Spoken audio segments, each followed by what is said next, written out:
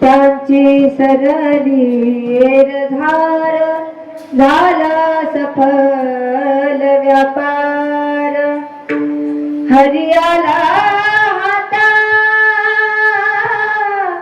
मग कैसे भय चिंता त्यांचे सरली धार झाला सफल व्यापार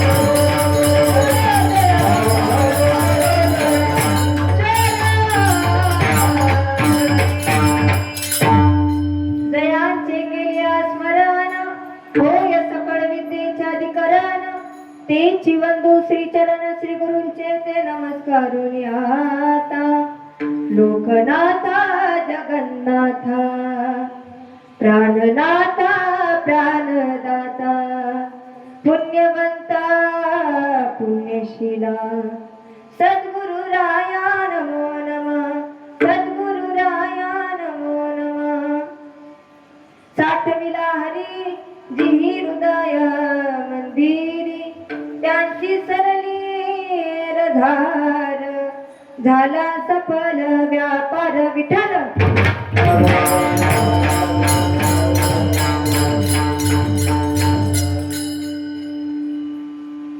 स्कंद स्कंद वरून आले पंढरीश पांडुरंग परमात्मा इंद्रायणीच्या तटाचं निर्माल्य ज्यांच्या आयुष्यामध्ये होतं विवेक वैराग्याच्या तटाची झालं ज्यांनी जीवनाला लावली स्वतःच देणं वजार वयातून तुम्हाला पाजलं साधकाचा मायबाप चिंतकाचा चिंतामणी विठोबाचा प्राणसखा ज्ञानी यांची संजीवनी अनाथाची माय विश्वमाऊली ज्ञानोबाराया विवेक वैराग्याच्या वाटेवर शांतीच्या राजमहलापर्यंत ज्यांनी आम्हाला येऊन पोहोचवलं 4200 अभंग रचली त्याची 28,000 चरण त्या 28,000 चरणाच्या प्रत्येक शब्दाला पुरुषोत्तमाचं अधिष्ठान ज्यांनी दिलं ते देऊची निवासी खिशात नाही धान समाजात नाही मान घरात मुडका खाट पाणी प्यायला फुटका माटाने असं असताना सुद्धा थेट वैकुंठाची वाट ज्यांनी गाठली अशा असणारे जगद्गुरु जगद्वंदनीय तुकोबरा ज्यांच्या घरी स्वतः भगवंतानं कावडीनं पाणी वाहिलं स्व करे चंदन घाशी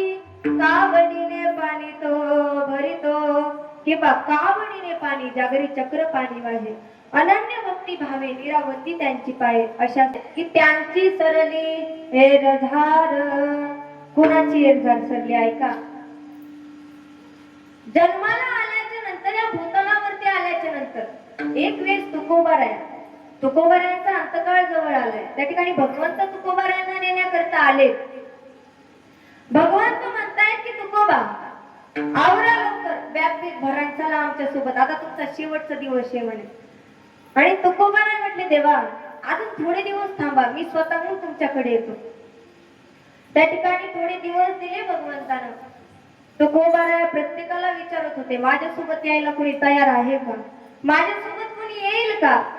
पण आपण असे संसारामध्ये गुंतलेले प्रत्येक जण म्हणतोय की महाराज आताच मुलीचं लग्न झालंय, अजून नातू यायचे, आताच मुलगा झालाय, अजून त्याला मोठं करावं लागेल, पुढे त्याचं लग्न.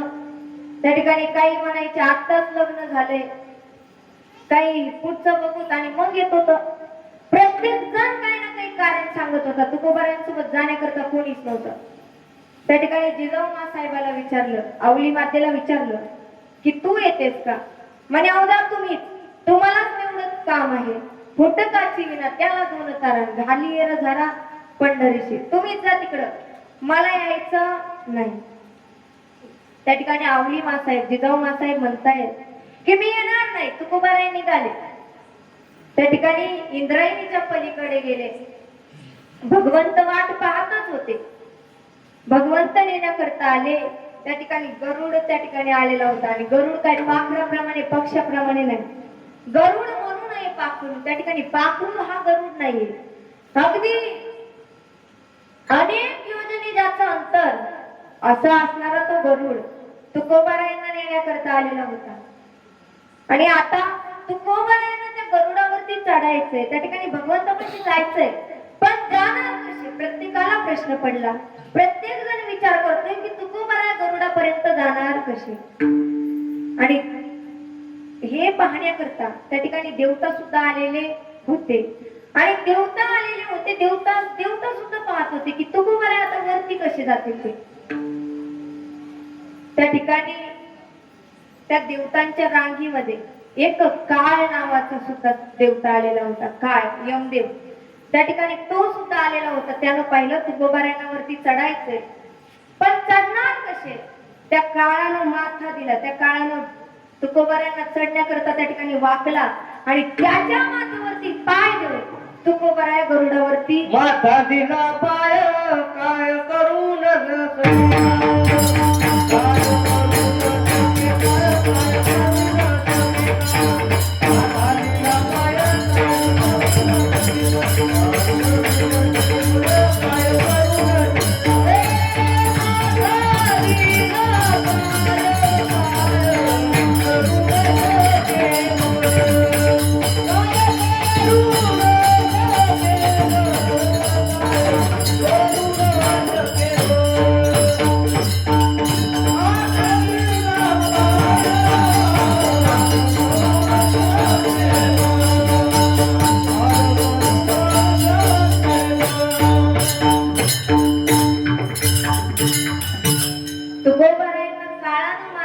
जगा काळ खाय आम्ही माथा दिला पाय.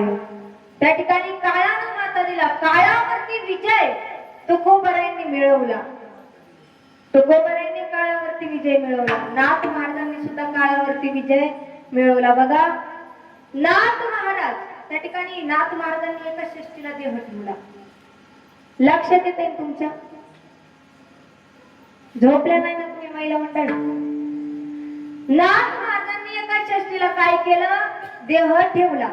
आणि देह ठेवल्याच्या नंतर नाथ महाराजांना 4 खांदेकरी घेऊन निघाले. त्या ठिकाणी राम नाम सत्य हे, राम नाम सत्य हे, राम नाम सत्य हे करत निघाले. 4 खांदेकरी निघाले आणि जात असताना खांदेकरी एकमेकांना डोचू लागले. म्हणे ओ राम भाऊ ऐकलं का, अहो ज्यानं आयुष्यभर भगवंत केला, ज्यानं आयुष्यभर विठ्ठल विठ्ठल केलं, आता शेवटचा काळ जवळ आलाय आणि बघा ना आपल्याच खांद्यावरती त्याला जावं लागतंय की नाही. शेवटी आपल्याकडे डोकून सुद्धा पाहिलं नाही, स्वतःच्या लागायचा. आता शेवटी आपल्याच खांद्यावरती चालला की नाही. 4 खांदेकरू एकमेकांमध्ये बोलू लागले. नाथ महाराज तिरडीवरती होते. प्राण गेलेला होता तरी सुद्धा नाथ महाराज जसे खांदेकरू खाली घेऊन चाललेलेच होते, पण त्या तिरडीवरती नाथ महाराज उठून बसले. आता मला सांगा, गेलेला माणूस तिरडीवरती उठून बसलाय, खांदेकरी काय तिथं राहिले असतील का? हे सगळे पळाले. त्या ठिकाणी त्या प्रेतयात्रेमध्ये जेवढे आलेले होते तेवढे पळाले. म्हणजे भूत आलं, सगळे पळून गेले. नाथ महाराज उतरले, म्हणे मला एकाच्याही खांद्यावरती जायचं नाही, पुन्हा घरी आले. आता मला सांगा, हे खांदेकरू रातभर झोपले असतील का? त्या ठिकाणी त्यांना कोणी म्हटलं अहो नाथ महाराज आले, लगेच दचकून उठायचे. त्या ठिकाणी अशी अवस्था त्यांची झाली. पुन्हा दुसऱ्या षष्टीला नाथ महाराजांनी त्या ठिकाणी देह ठेवला. यावेळेस सुद्धा खांदेकरी घेऊन चालले, पण खांदेकरूंचं असं तोंडावरती बोट होत. सगळे म्हटले आता काय झालं तरी चालेल, राम बोलू नाही म्हणायचं, त्या ठिकाणी राम नाम सत्य नाही म्हणायचं, काहीच नाही म्हणायचं, गपचिप चालायचं. त्या ठिकाणी नाथ महाराजांना घेऊन एक खांदेकरी निघाले आणि जात असताना एक बाई आपल्या मुलीला वाट लावत होती. पहिल्यांदाच ती जातीला आलेली होती. त्या ठिकाणी मुलीला वाट लावत होती. डोळ्यामधून पाण्याच्या धारा चाललेल्या होत्या, रडत होती. त्या ठिकाणी मुलगी चाललेली होती, टाटा बाय बाय करत होती. आणि जात असताना त्या ठिकाणी नाथ महाराजांची प्रेत यात्रा सुद्धा तिथून निघालेली होती. आता ह्या बाईने विचार केला की अरे एकुलती एक लेक माझी पहिल्यांदा सासरवाडीला चालली, तिला मी वाट लावते आणि ह्या बाबाला काय आजच मारायचं होतं का? ती मनामध्ये म्हणली होती. आणि नाथ महाराज तिरडीवरती होते. अगदी असं मनामध्ये म्हटली, या बाबाला काय आजच जायचं होतं का? तिकडे नाथ महाराज लगेच उठून बसले. खांदेकरी म्हटले महाराज आम्ही तर काहीच बोललो नाही, तुम्ही उठून कसे काय बसले? म्हणे अरे ह्यावेळेस घोळ तुम्ही नाही केला, ह्यावेळेस घोळ त्या बाईनं केला. नाथ महाराज म्हटले बाई तुला वाट लावायचंय ना तुझ्या मुलीला, तू वाट लाव, मी माझं बघून घेतो. त्या मुलीला वाट लावलं. नाथ महाराज त्या ठिकाणी चालत चालत गोदावरी नदीमध्ये, गोदावरीच्या पात्रामध्ये नाथ महाराजांनी आपला देह स्वतः समर्पित केला. गोदावरी मातेला देह समर्पित केला. जल समाधी नाथ महाराजांनी घेतली. काय केलं नाथ महाराजांनी? माथा दिला, पाय. त्या ठिकाणी काळावरती विजय नाथ महाराजांनी मिळवला. काळाची भीती नाथ महाराजांना राहिली नाही. काळाची भीती भगवान बाबांना राहिली नाही. काळाची भीती वामन भाऊ महाराजांना राहिली नाही. अगदी सर्वांच्या माहितीतला प्रसंग आहे. काळाच्या भीतीवरती हा शेवटचा प्रसंग ऐका. त्या ठिकाणी भगवान बाबांनी देह ठेवला वामन भाऊंच्या अगोदर. हे सगळ्यांना माहिती आहे, पण समजून सांगण्याकरता त्या ठिकाणी मी तुम्हाला सांगणार आहे थोडक्यामध्ये. वामन भाऊ महाराजांनी देह ठेवला अगोदर, भगवान बाबांनी ठेवला, त्याच स्थितीला वामन भाऊंनी ठेवला. आणि सगळे लोक म्हणायला लागले की अरे आता काय करायचं? एका स्थितीला 2 संतांनी आपल्या देह ठेवलाय, नेमकी इकडं जायचं की इकडल्या पुण्यतिथीला जायचं? प्रत्येक जणाच्या मनामध्ये विचार. त्या ठिकाणी वामन भाऊ देह ठेवलेला होता, पुन्हा उठून बसले. म्हटले अरे या तिथीला माझ्या भगवानानं देह ठेवला ना, तर मी नंतर जातो. त्या ठिकाणी 8व्या दिवशी वामन भाऊ महाराजांनी देह ठेवला. अगदी भगवान बाबांच्या पुण्यतिथीला प्रत्येक सप्ताहाची त्या ठिकाणी सुरुवात होते आणि वामन भाऊ महाराजांच्या पुण्यतिथीला शेवट होतो. अगदी मला यातून एवढंच सांगायचंय, काळावरती साधू संतांनी विजय मिळवला, पण तो कशाच्या काळावरती मिळवला? तर अभंगाचं पहिलं चरण.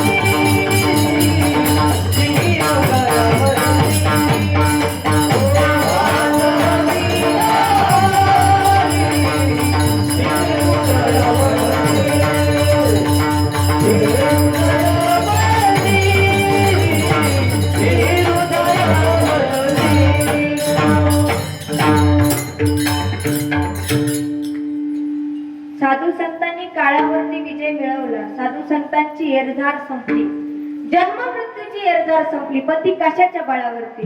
तर साठविला हरी, देवाला हृदयामध्ये साठवलं, त्यामुळे त्यांची जन्म मृत्यूची जी एरझार आहे ती संपली. अजून बघा, भगवंताला हृदयामध्ये कोणी कोणी साठवलं, त्या ठिकाणी भगवंताला हृदयामध्ये साठवणं, भगवंताला हृदयामध्ये ठेवणं म्हणजे देवाचा फोटो आणायचा हृदयामध्ये चिटकवायचा असं नाही. किंवा सावता महाराजांनी जे केलं, विळा घेतला, त्या ठिकाणी हृदय फाडलं आणि त्याच्यामध्ये भगवंताला लपवलं, असं करायचं नाही. तर भगवंताचं स्मरण हे आपल्या अंतःकरणामध्ये असलं पाहिजे. भगवंत हा सतत आपल्या हृदयामध्ये असला पाहिजे. त्या ठिकाणी फोटो चिटकून नाही ठेवायचा. बघा, भगवंताला हृदयामध्ये साठवलं सावता महाराजांनी. काय केलं? नामदेव महाराज आणि ज्ञानोबाराया थोडासा अहंकार झाला, म्हणजे की अरे आपण देवाचे सगळ्यात जवळचे भक्त, आपल्यापेक्षा जवळचा कोणीही नाही. आणि अहंकार झालेले देवाला तिल मात्र जरी होय अभिमान, मेरू तो समान भार देवा. तिळ मात्र जरी अहंकार झाला तरी देवाला तो सहन होत नाही. आणि ज्ञानोबा आणि नामदेव राया हे तर भगवंताचे लाडके भक्त होते, कसं सहन होणार? त्या ठिकाणी कुठली गोष्ट मी केली, माझी आहे असं म्हटल्याच्या नंतर देवाला हे सहन होणार नाही. अगदी बघा, आपण सुद्धा जीवन जगत असताना बंगला, त्या ठिकाणी गाडी घेतो, बंगला घेतो आणि प्रॉपर्टी कमवतो. खऱ्या अर्थानं महाराज लोक आल्याच्या नंतर, कोणी मोठा व्यक्ती आल्याच्या नंतर किंवा आम्ही कुठं गेलोत ना तर सांगत असतात चलता चलता की बघा महाराज, इथून जोपर्यंत तुमची नजर जाते तोपर्यंत सगळी प्रॉपर्टी ह्या पाठीची, ह्यो बंगला ह्या पट्ट्यानं बांधला, ही गाडी ह्या पट्ट्यानं घेतली. अगदी करायचं आपल्याला सगळं, त्या ठिकाणी प्रॉपर्टी कमवा, धन कमवा, पण अहंकार त्याचा होऊ देऊ नका. कारण अहंकार झाल्याच्या नंतर त्याची माती कधी होईल हे सुद्धा सांगता येणार नाही. कारण बघा, आपण जन्माला आलोय, त्या ठिकाणी जन्माला आलोय, पण कुठलीही गोष्ट एक कवडी सुद्धा सोबत घेऊन जाणार नाही. अगदी एक छोटासा प्रसंग आहे, सांगते तुम्हाला. त्या ठिकाणी एक भाषितकार त्या ठिकाणी सांगतात, एक दिन निकले सैर करणे मन में कई अरमान थे, एक दिन निकले सैर करने मन में कई अरमान थे, एक तरफ हरियाली थी एक तरफ स्मशान थे, एक तरफ हरियाली थी एक तरफ स्मशान थे. त्या ठिकाणी स्मशान एका बाजूला होतं, एका बाजूला गार्डन होतं. आणि जात असताना पायाला एक हाड लागलं. त्या ठिकाणी पैर में चुभी हड्डी, हड्डी के बयान थे, अरे चलने वाले चल समझकर हम भी कभी इंसान थे. त्या ठिकाणी ते हाड सांगतंय त्या माणसाला की बाबा, अरे दिवसाला तू एक ड्रेस बदलतो, मी 4 बदलायचो. दिवसाला तू त्या ठिकाणी 55,000चा फोन तू वापरतो, मी 2 लाखाचा वापरायचो, पण शेवटी त्याची मातीच झाली ना. अगदी अहंकार कधी होऊ देऊ नका.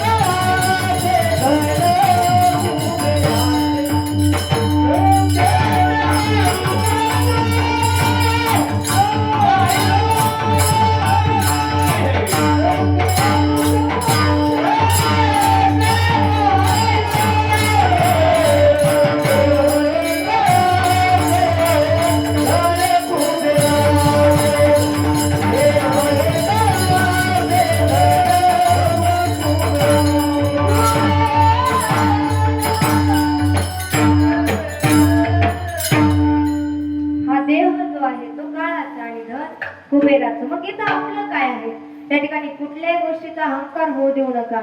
अगदी बघा, ज्ञानोबराया आणि नामदेवराया वाटलं मनामध्ये थोडस की अरे देवाचे सगळ्यात जवळचे भक्त आपण आहोत.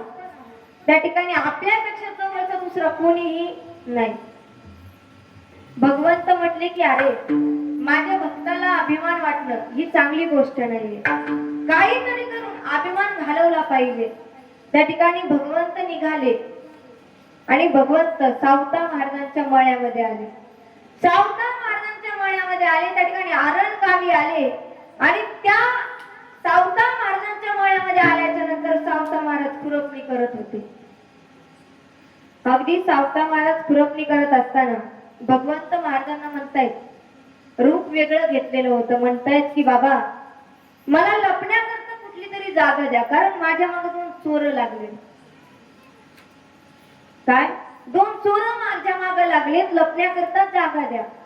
आता सावता महाराज म्हणतायत की बाबा तुम्ही एक काम करा, ऊसामध्ये लपा, तुम्ही घासामध्ये लपा, त्या ठिकाणी तुम्हाला जिथं वाटेल तिथं लपा. कांद्याचं शेत हिरवगार आहे तिथं तुम्ही जाऊन लपा, तुम्ही दिसणार नाही. तेव्हा भगवंत म्हणतायत की महाराज लपलो असतो तुमच्या ऊसामध्ये, त्या ठिकाणी कांद्याच्या शेतामध्ये पण नाही. हे चोर असे आहेत की ज्ञान दाखवतं आणि नाम पकडतंय. असे 2 चोर आहेत. त्यामुळे कुठली तरी चांगली जागा जिथं मी सापडणारच नाही अशी जागा द्या. सावता महाराजांनी ओळखलं, जो आपल्याकडे लपण्याकरता जागा मागतोय तो सामान्य मनुष्य नाही, हा साक्षात भगवंत आहे. त्या ठिकाणी विळा घेतला आणि आपलं हृदय, आपली छाती त्या ठिकाणी टर फाडली. म्हटले देवा लपा इथं तुम्ही. हृदयामध्ये लपण्याकरता जागा भगवंताला दिली. त्या ठिकाणी भगवंताला हृदयामध्ये साठवलं.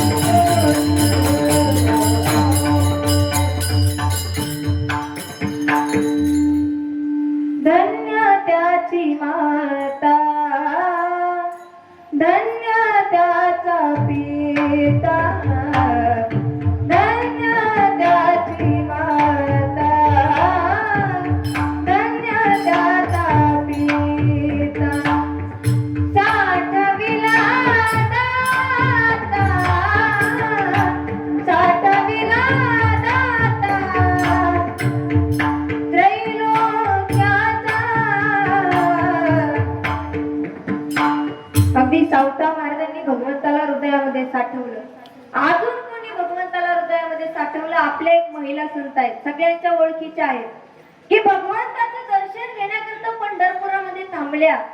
नामदेवरायांच्या चरित्राशी ज्यांचं चरित्र जोडलेलं आहे, अगदी भगवंताला त्यांनी शिव्या द्याव्यात एवढा अधिकार त्यांना प्राप्त झाला. अशा महिला संत कोण? मागची झोपलेत काय? कोण? जनाबाई. ऐका, भगवंताला शिव्या देण्याचा अधिकार त्यांना प्राप्त झालाय. देवाला शिव्या कुठे देऊ शकतो का? आपण देतो ना काहीतरी दुःख जीवनामध्ये आल्याच्या नंतर, पण जनाबाई देवाला शिव्या देतायत, ते देव ऐकून घेतोय. अरे अरे विठ्या मूळ मायेच्या गारत्या, त्या ठिकाणी तुझी रानरंजनी झाली मूळ सावित्री. अगदी या शिवाय की आपण जर कीर्तनामध्ये जरी घेतल्या सर, कोणाला जरी सहज बोललो तरी सुद्धा त्या कीर्तनकाराला आयुष्यभर जेवण खाता येणार नाही पोटभर, तरी सुद्धा त्या शिव्या जनाबाई भगवंताला देतात. भगवंताविषयी प्रेम आहे, तेवढा अधिकार त्यांना प्राप्त झालाय. त्या ठिकाणी भांडण जनाबाई भगवंता बरोबर करतात.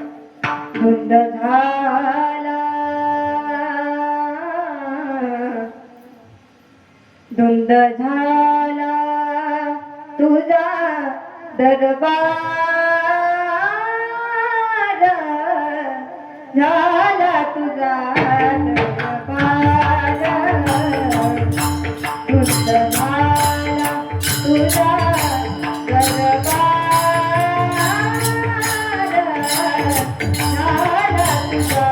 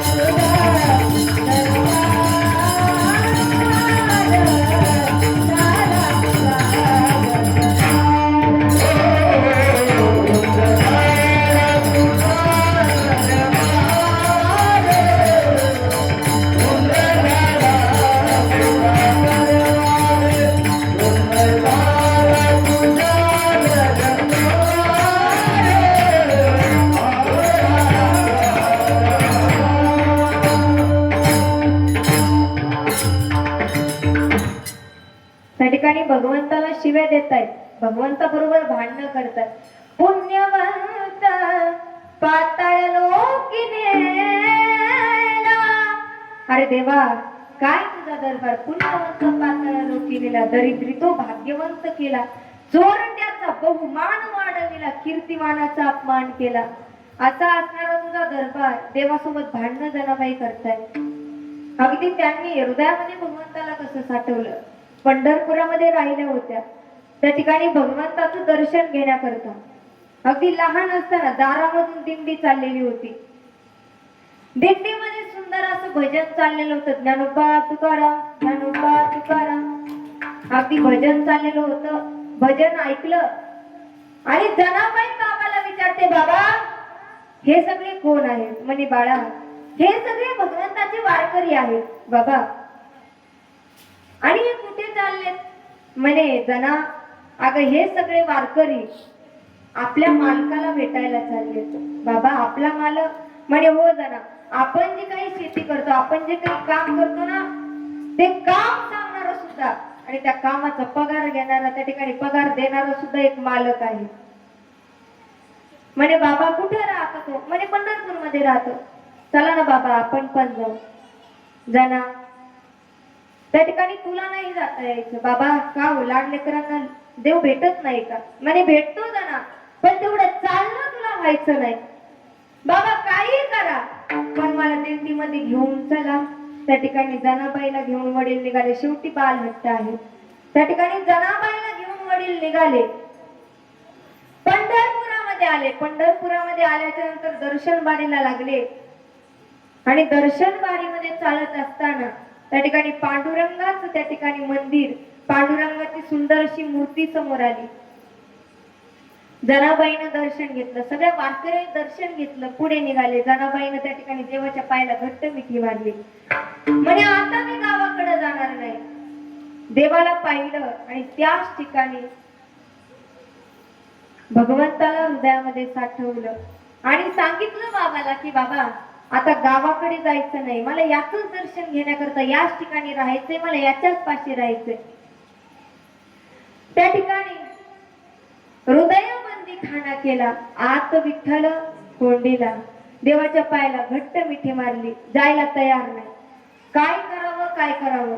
शेवटी वडिलांना सुद्धा जनाबाईचा हात धरला, बाहेर आणलं आणि नामदेवरायांचं कीर्तन वारुळाच्या बाहेर त्या ठिकाणी वाळवंटामध्ये चाललेलं होतं.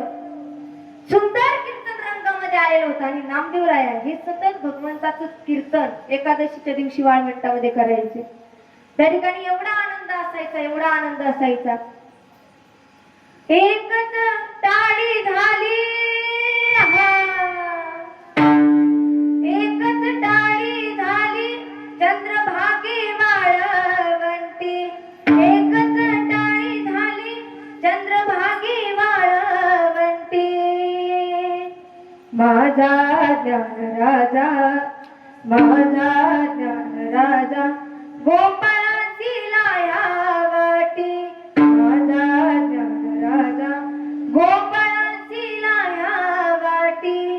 नामदेव कीर्तन करी पुढे नाचे पांडुरंग, नामदेव कीर्तन करी पुढे नाचे पांडुरंग. जनी म्हणे बोला ज्ञानदेवा भंग, अभंग बोलता रंग कीर्तनी भराला. त्या ठिकाणी एवढं रंगामध्ये कीर्तन आलं आणि वडिलांनी जनाबाईचा हात धरला, नामदेवरायांच्या हातामध्ये दिला. वडील निघून गेले. त्या ठिकाणी चांगल्या व्यक्तीच्या हातामध्ये हात दिला. जनाबाई राहिल्या देवाचं दर्शन करण्याकरता. देवाचं दर्शन करायचंय याकरता जनाबाई राहिल्या होत्या. पण नामदेवरायांनी विचारलं, बाई तू कोणाची आहेस? म्हणे वडील मला सोडून गेले, आता तुम्हीच घ्या. देवाचं दर्शन घेण्याकरता राहिले. नामदेवरायांच्या घरी आले. त्या ठिकाणी झाडलोट करू लागल्या. अगदी सकाळच्या वेळी सगळं काही आटपून जनाबाई भगवंताच्या दर्शनाकरता निघाल्या. पण तेवढ्यामध्ये कोणीतरी आवाज लावे, जना कुठं निघाले? म्हणे अहो भगवंताचं दर्शन घेण्याकरता निघाले. अगं जना तुला काही कळतं का नाही? आपल्या घरामध्ये 14 माणसं आणि त्यांचा स्वयंपाक कोण करणार? जनाबाई लगेच स्वयंपाक करायला बसल्या. स्वयंपाक झाला. त्या ठिकाणी कसे तरी 10-12 वाजले आणि जनाबाई स्वयंपाक करण्याकरता बसल्या. स्वयंपाक झाला. आता जनाबाई देवाच्या दर्शनाला निघाल्या. तेवढ्यामध्ये कोणीतरी आवाज लागे, जना कुठं निघाले? म्हणे देवाचं दर्शन घ्यायला निघाले. अगं तुला काही कळतं का नाही? आता स्वयंपाक झालाय, भांडे घासावे लागतील. भांडे घासले, 1 तास गेला. त्या ठिकाणी पुन्हा निघाल्या. आवाज दिला, गौऱ्या कापाव्या लागतील, धुणं धुवावं लागेल. कामामध्ये पूर्ण दिवस निघून गेला. रात्र झाली, 12 वाजले. दिवसभर थकलेल्या होत्या. आपला सुद्धा वेळ होत आलेला आहे. त्या ठिकाणी 12 वाजले. जनाबाई झोपी गेल्या. पुन्हा 4 वाजता उठायचं होतं दळण दळण्याकरता. अगदी झोपी गेल्या. सकाळी उठल्या. त्या ठिकाणी देवाचं दर्शन कशाचं? राहिल्या होत्या देवाचं दर्शन घेण्याकरता. पण कामामध्ये एवढ्या व्यस्त झाल्या की जनाबाईला कशाचंच भान राहिलं नाही. अगदी त्या ठिकाणी जनाबाई पहाटे उठल्या, दळण दळण्याकरता जातं घेतलं, त्यामध्ये धान्य टाकू लागल्या आणि भगवंताला आवाज देऊ लागले की देवा, अरे मी नाही तुझ्यापर्यंत येऊ शकले, पण देवा विनंती आहे माझी की तू तरी माझ्याकडे ये. देवाला आवाज देऊ लागल्या, सुंदर माझे जाते ग फिरते कौतुके, ओव्या गाऊ कौतुके तू ये रे बा विठ्ठला. गावकरी महिला मंडळ तुम्हाला म्हणता येतं ना? आज एकादशी, सोमवार हे सगळं त्या ठिकाणी दिवसभर फराळ केला असेल चांगलं. सगळ्यांनी माझ्या माग म्हणा एकदा, सुंदर माझे जाते ग फिरते कौतुके.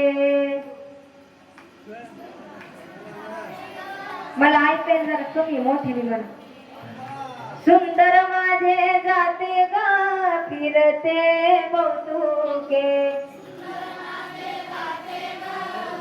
मागच्या म्हणा जरा, मागचा आवाज येत नाही. ओव्या गाऊ कौतुके तू ये रे बा विठ्ठला. वाव, ओव्या गाऊ कौतुके तू ये रे बा विठ्ठला.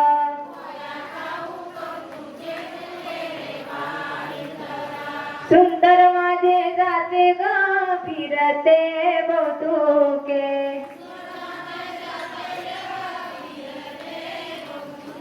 ओव्या गाऊ कौतुके तू ये रे बा विठ्ठला.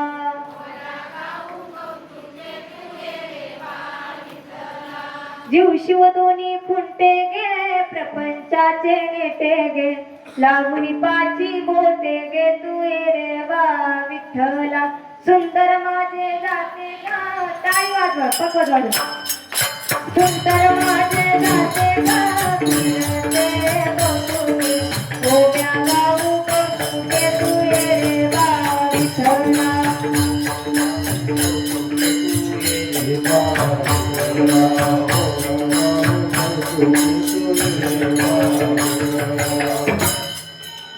त्या ठिकाणी जनाबाई भगवंताला आवाज द्यायचा आणि जनाबाईच्या आवाजावरून स्वतः भगवंत त्या ठिकाणी यायचा.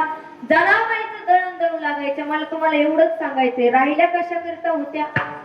भगवंताचं दर्शन घेण्याकरता. पण त्या ठिकाणी करावं काय लागलं? काम. शेवटी जनाबाईच्या बोलण्यावरून भगवंताला यावं लागलं. कशाचा परिणाम? देवाला हृदयामध्ये साठवलं. त्या ठिकाणी देवाची अंतकरणापासून भक्ती केली आणि भगवंताला बोलावलं. जनाबाईच्या बोलण्यावरून भगवंताला यावंच लागलं, त्या ठिकाणी ऐकावंच लागलं. आणि असं ज्यांनी भगवंताला हृदयामध्ये साठवलं त्यांची एरझार तर सरली, त्यांची सरली एरझार, झाला सफल व्यापार. एरझार तर सरली, पण कशाची भीती आणि कशाची चिंता त्यांना राहिली नाही. अभंगाचं हरी अनाथ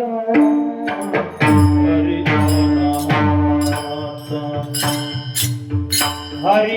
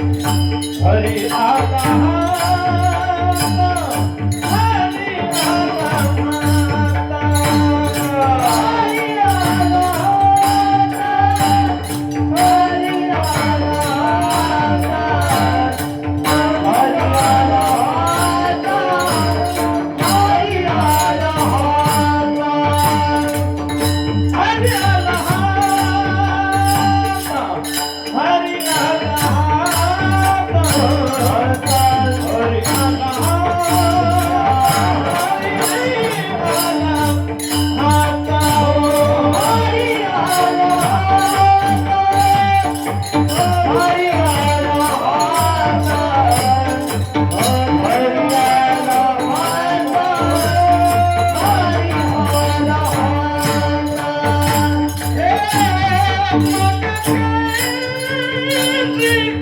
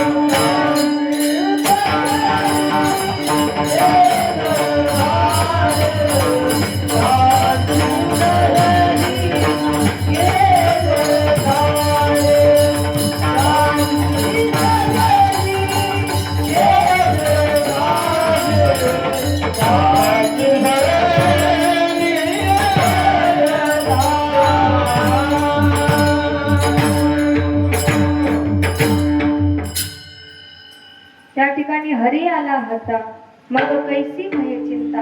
एकदा का भगवंत आपल्या हाती लागला, एकदा का भगवंत आपल्याला कळाला की त्या ठिकाणी कोणालाही घाबरायची गरज नाही. आता घाबरायचं नाही म्हणजे नेमकी कोणाला घाबरायचं नाही, तर ऐका, या ठिकाणी या संसारामध्ये प्रत्येक जणाला कशाची ना कशाची भीती आहे. प्रत्येकाला काही ना काही भीती आहे, काही ना काही चिंता आहे. त्या ठिकाणी काहींना सून येत नाही म्हणून चिंता असते. ते चिंता सांगते, महिला मंडळ लक्ष देऊ ऐका. काहींना एकही सून हाताखाली येत नाही म्हणून चिंता असते, आणि काहींना हाताखाली 4-5 सुना असतात पण त्या माहेरी कधी जात्या याची चिंता असते. कारण सुनबाई माहेरी गेल्याशिवाय शुद्ध तुपातला शिरा खाताच येत.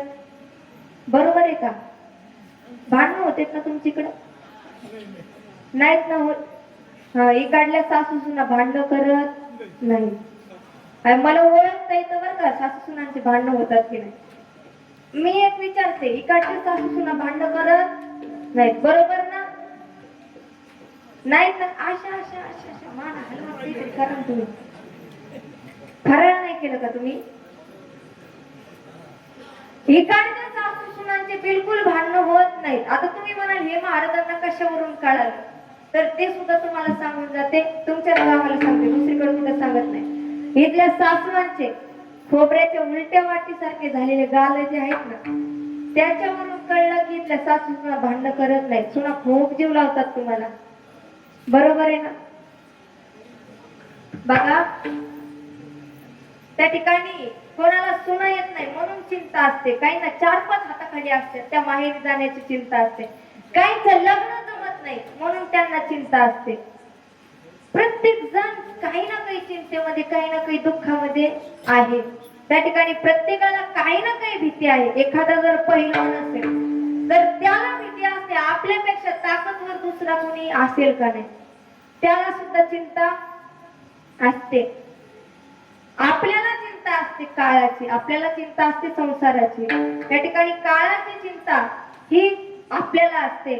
साधू संतांना चिंता असते उद्धाराची. आपला उद्धार कशाने होईल याची चिंता ते करत असतात. त्या ठिकाणी आपण जे मनुष्य आहोत त्यांना प्रत्येक वेळेस भोगाची चिंता. त्या ठिकाणी कुठल्याही प्रकारचा असेल, अन्न निवारा वस्त्र, त्या ठिकाणी कुठल्याही प्रकारचा त्याची चिंता आपल्याला असते. पण कधीही खाणं जास्त झालं, अन्न जास्त झालं, जेवण जास्त झालं, कुठल्याही प्रकारची सुख सुविधा जास्त झाली की त्या ठिकाणी रोगाची चिंता ही माणसाला असते. कुठल्याही प्रकारचं जेवण, कुठल्याही प्रकारचं अन्न जास्त होऊ दे शरीरामध्ये, रोग हा उत्पन्न होतो. बघा, एक दिवस एक वांगीवाली चाललेली होती रस्त्यानं. त्या ठिकाणी अकबर बादशाह यानं पाहिलं, अशी काय गुळगुळीत मोठाली वांगी त्या ठिकाणी ती वांगीवाली घेऊन चाललेली होती. आणि अकबरानं बिरबलाला विचारलं की बिरबल, ये टोकरी में ले जा रही है, ये क्या है? विचारलं अकबरानं, टोकरी मध्ये घेऊन चालली आहे हे नेमकी काय आहे? बिरबलानं सांगितलं, बादशाह इसको बैंगन बोलते हैं. अच्छा, तो ये अच्छे लग रहे हैं लेकिन लगते कैसे? महाराज, हे खूप सुंदर लागतात आणि तुम्ही एकदा घेऊनच बघा. आणि महाराज, हे खूप चांगले आहेत, त्याच्यामुळं याच्यावरती असं देवानं छत्र दिलं, हातामध्ये ती दांडी धरली म्हणजे याच्यावरती त्याच्यामुळे छत्र दिलंय. राजानं घेतले काय, त्या ठिकाणी स्वयंपाकगृहामध्ये बिरबलानं दिले, सांगितलं सुंदर भाजी बनवा. आचार्यानं सुद्धा हळद मीठ लावून त्या ठिकाणी मसाले टाकून सुंदर भाजी बनवली. आणि भाजी बनवल्याच्या नंतर बादशाह जेवण करायला लागला. त्या ठिकाणी जेवण करत असताना एवढी आवडली त्याला, एवढी आवडली की त्यानं सगळी भाजी खाऊन टाकली. कळलंच नाही आपण किती खातोय ते. त्यानं सगळी भाजी खाल्ली आणि भाजी खाल्ल्याच्या नंतर त्या ठिकाणी वांग्याचा परिणाम सुरू झाला. बादशाह त्या ठिकाणी घे लोटा की चल झाडे, घे लोटा की चल झाडे, त्या ठिकाणी परिणाम वांग्याने दाखवायला सुरू केला. बादशाह त्या ठिकाणी विचार करू लागला की अरे, बिरबल आपल्याला खोटं का बोलला, येऊ दे त्याला दाखवतोच आता. बिरबलजी येण्याची वाट पाहत होते. बिरबल आले, म्हणे बिरबल, ये बैंगन खाने के बाद मेरी अवस्था क्या हो गई? अरे तुमने कहा था कि बहुत अच्छे होते, लेकिन ये खाने के बाद ले लोटा की चल झाड़ी, ले लोटा की चल झाड़ी, हे सब आहे. म्हणे महाराज, हे वांगे आहेत ना खूप वाईट गोष्ट आहे. आधी काय म्हणत होते खूप चांगली गोष्ट आहे, नंतर काय म्हणतात खूप वाईट गोष्ट आहे. म्हणे महाराज, हे बैंगन जो है ना, ये बहुत बुरी चीज है, खूप वाईट आहेत. त्या ठिकाणी त्याच्यामुळे देवानं त्याच्यावरती असा खुंटा दिलाय, वाईट आहे म्हणून. अकबर म्हणतोय की बिरबल, अरे मगाशीच तू म्हटला की वांग हे खूप चांगलं असतंय आणि आता म्हणतोस वाईट आहे. म्हणे महाराज, मी वांग्याचा नोकर नाही, तुमचा नोकर आहे. त्या ठिकाणी मला एवढंच सांगायचंय की आपल्या शरीरामध्ये एखादी गोष्ट जास्त झाली, त्या ठिकाणी जेवण जास्त झालं, त्या ठिकाणी कुठल्याही प्रकारचा भोग जास्त झाला की रोग हा होतो. त्या ठिकाणी आपल्याला रोगाची चिंता. अगदी साधू संतांना या जीवनाचा उद्धार कसा होईल याची चिंता.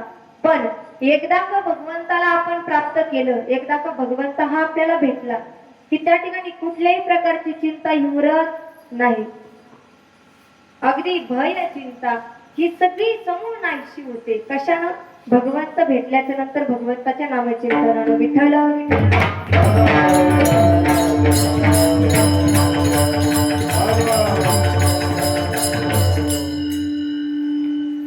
एकदा सर्वांनी हात वरती करा.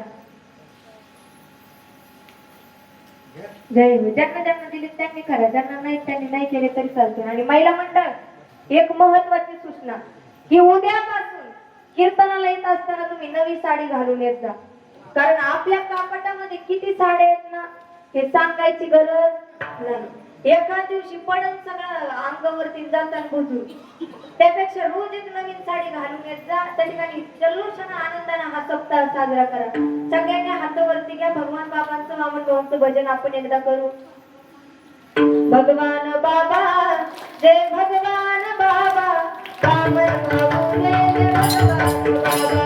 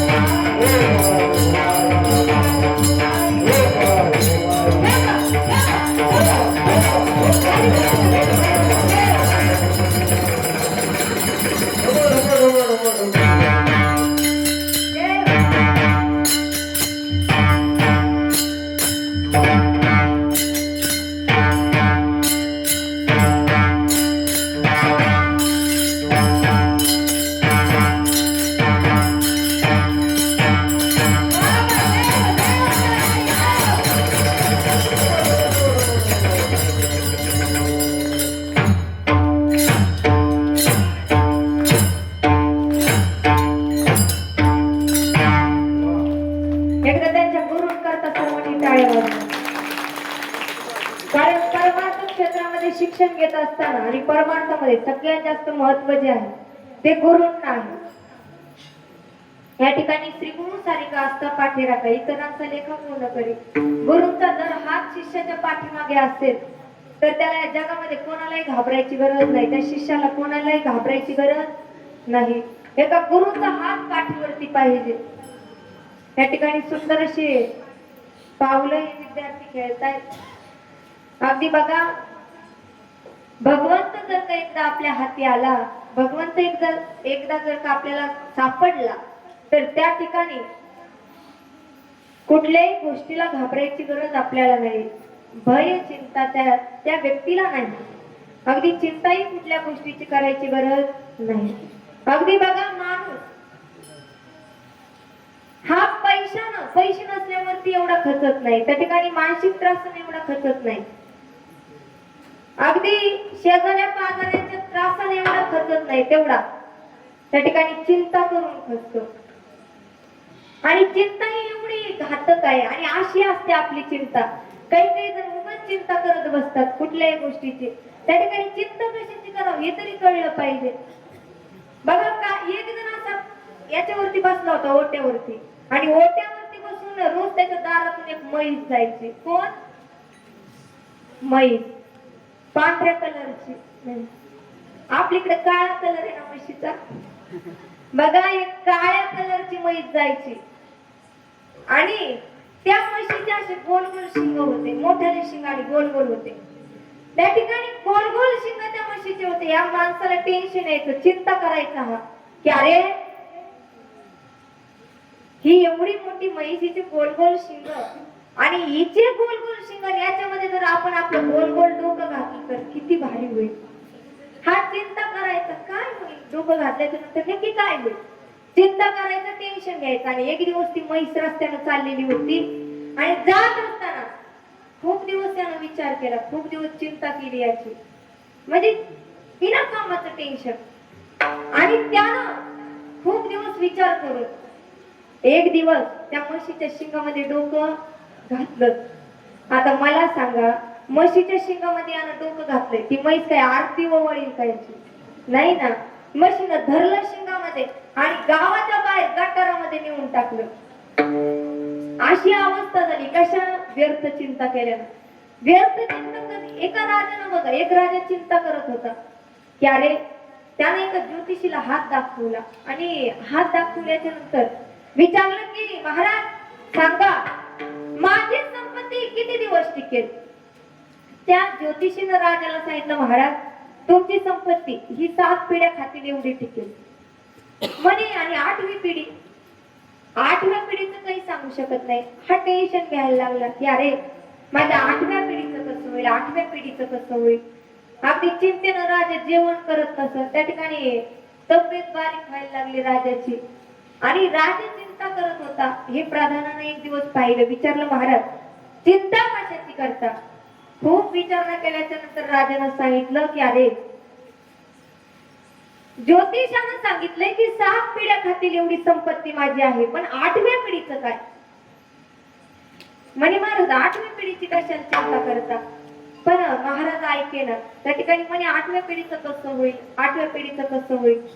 एका साधू जवळ गेले ते प्रधानमंत्री आणि साधूंना विचारलं की महाराज बघा, या 8व्या पिढीची चिंता करतात, नेमकी करायचं काय? आता साधूनं सांगितलं फक्त एकच काम करायचं, अशा व्यक्तीचा ड्रेस ह्या राजाला घालायला द्यायचा, अशा व्यक्तीचा शर्ट या राजाला घालायला द्यायचा की तो व्यक्ती सकाळचं जेवण केल्याच्या नंतर दुपारच्या जेवणाची चिंता करत नाही, ज्याच्या घरामध्ये अन्नधान्याचे कोठार भरलेले नाही. अगदी अशा व्यक्तीचा ड्रेस याला घालायला द्या. त्यानंतर राजा चिंता करायचं सोडून देणार. अगदी प्रधान संपूर्ण राज्यामध्ये फिरायला लागले, पाहायला लागले की असा व्यक्ती कोणी आहे का. त्या ठिकाणी धनाच्या त्या ठिकाणी बॅगाची बॅग घेऊन निघाले आणि धन घेऊन निघाले. प्रत्येकाला सांगायचे की सांगा तुम्हाला किती धन पाहिजे, तुम्हाला संध्याकाळच्या वेळेचं जेवण पाहिजे का. प्रत्येक जण काही ना काही घ्यायचा. पण गावाच्या बाहेर एक घर असं होतं की त्या घरामधल्या माणसाने नेमकी जेवण केलेलं होतं आणि त्या ठिकाणी निवांत बसलेले होते. हे प्रधान राजा त्या द्वारामध्ये गेले आणि गेल्याच्या नंतर पाहिलं की हे निवांत बसलेत, घराला नीट छप्पर नाही, त्या ठिकाणी काहीच घरामध्ये नीट नाहीये. म्हणे सांगा, आम्ही राजे आहोत, तुमच्या घरामध्ये कोणत्या गोष्टीची कमी आहे ती आम्ही पूर्ण करून देतो. तुम्ही सांगा तुम्हाला काय पाहिजे, धन पाहिजे, संपत्ती पाहिजे, आजच्या रात्रीचं जेवण पाहिजे. म्हणे महाराज आमचं जेवण आत्ताच झालंय, तुम्ही जर थोड्या वेळापूर्वी आले असता तर आम्ही तुमच्याकडनं घेतलं असतं, पण पुढची चिंता आम्ही करून ठेवणार नाही, त्याच्यामुळे तुम्ही संध्याकाळच्या वेळेला या तेव्हा आम्ही घेतो. आणि हे ऐकल्याच्या नंतर राजाच्या डोक्यामध्ये प्रकाश पडला की अरे संध्याकाळच्या वेळेची जो आत्ताच चिंता करत नाही, आणि आपण तर 8व्या पिढीची चिंता करत होतो. 8व्या पिढीचं कसं होईल, आपण पण पुरुष वर्ग आपण हे आपल्यावरती आधारित आहे, आपण सुद्धा चिंता करत राहतो, माझ्या लेकराचं कसं होईल, माझ्या नातवाचं कसं होईल, लेकराचं कसं होईल. त्या ठिकाणी प्रत्येक जण चिंता करतोय त्याला संपत्ती पुरेल का नाही आम्ही कमवलेली. पण एक गोष्ट सांगू का, धन मान हे सर्व ज्या गोष्टी आहेत त्या सगळ्या प्रारब्धानं भेटत असतात. तुम्ही तुमच्या मुलांकरता संपत्ती कमवून ठेवू नका. संपत्ती त्याची प्रारब्धाची गोष्ट आहे, संपत्ती तो कमवेल, पैसे कमवणं काही एवढं अवघड नाही, तो कमवून ठेवेल, पण तुम्ही त्याच्याकरता संस्कार कमवून ठेवा. त्या ठिकाणी परवाची एक बातमी आहे की तुम्हाला सांगते की परवा एका मुलानं तुमच्याही कानावरती आले असेल की आई फोन करता त्यानंही एका विहिरीमध्ये उडी खाल्ली, त्या ठिकाणी दरीमध्ये उडी खाल्ली आणि त्याच्याही बापाला घेऊन तो पडला, आई फोन भेटला नाही म्हणून. आणि खरी बातमी आहे. त्या ठिकाणी बघा, तुम्ही चिंता करून ठेवताय लेकरांची, पुढच्या संपत्तीची, त्याची चिंता करून ठेवू नका. तुम्ही चिंता करा त्याला संस्कार कसे लागतील, तो चांगला कसा घडेल याची चिंता तुम्ही करा. त्या ठिकाणी भगवंताचं स्मरण केल्याच्या नंतर, देवाचं स्मरण केल्याच्या नंतर ही सर्व काही जी चिंता आहे ती सर्व संपून जाते. अगदी हरी आला हाता, त्या ठिकाणी भगवंत जर आपल्या हाती आला तर चिंताही नाहीशी होते. आणि शेवटच्या चरणामध्ये महाराज गाना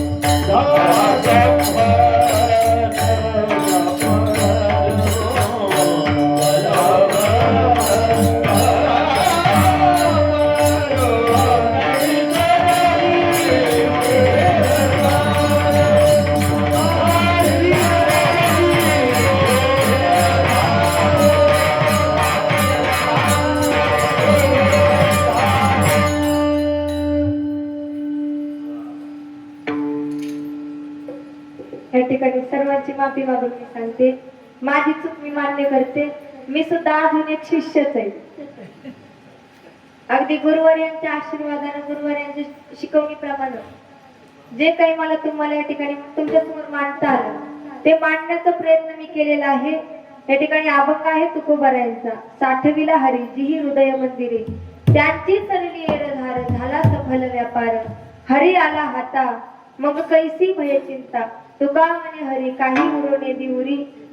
त्या ठिकाणी सर्वांचे एकदा सर्व ग्रामस्थ मंडळी, जांभळी सर्वांचे मी आभार मानते की मला या ठिकाणी कीर्तन करण्याची संधी तुम्ही सर्वांनी दिली. आणि जे काही माझं चुकलंय, जे काही चुका झालेल्या असतील त्या सर्वांनी तुमची मुलगी समजून पोटामध्ये घालून घ्याव्या, तेवढी माझी विनंती आहे. अगदी ज्यांना 4 मुली आहेत त्यांनी मला 5वी समजली तरी काही हरकत नाही. ज्यांना 2 मुली आहेत त्यांनी 3री समजा, ज्यांना 1 आहे त्यांनी 2री समजा, ज्यांना नाही ना त्यांनी कीर्तनापुरतं दत्तक घेतलं तरी. विठ्ठल विठ्ठल